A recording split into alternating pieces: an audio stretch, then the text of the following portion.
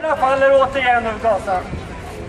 Vapenvilan var bara ett sätt för Israel att planera fortsättningen på massakern. För det är vad det handlar om. Det handlar om en massaker. Det är en massaker som stöds av svenska skattepengar. Sverige köper vapen av Israel och finansierar därmed krigsmaskiner. Det är en skatt. Sverige har en militär attaché i Israel. Det är också en skatt. Svenska staten fortsätter att handla med Israel. I våra butiker säljs stöldgods. Varor som producerats på ockuperad palestinsk mark. Det är kriminellt. Israel är för många svenskar ett turistland.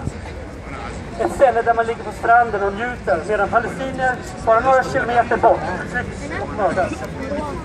Hur kan det vara tillåtet? Många politiker pratar. Carl Bildt säger att blockaden måste ta slut. Socialdemokraternas Urban Ahlin pratar om märkning av varor producerade på ockuperad mark. Hur kan det ens vara tillåtet att ta in och sälja stöldgods i Sverige?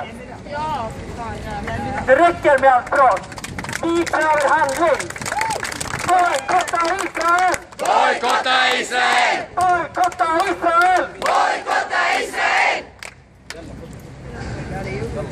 Vi kräver att Sverige följer Latinamerika och bryter alla diplomatiska, militära och ekonomiska samarbeten med apartheidstaten Israel så länge som ockupationen pågår.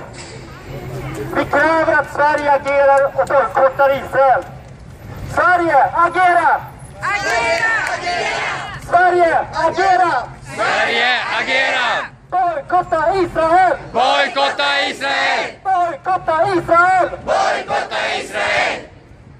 Barnen i Gaza dör samtidigt som folk shoppar på Drottninggatan som vi passerade.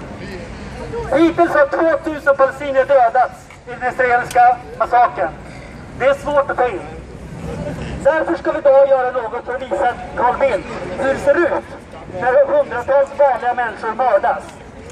Därför vill vi att alla som har möjlighet lägger sig ner på marken för att visa det. Vi ska ha en diet. Varsågod Carl Bildt och Stefan Löfven. Så här ser er politik ut.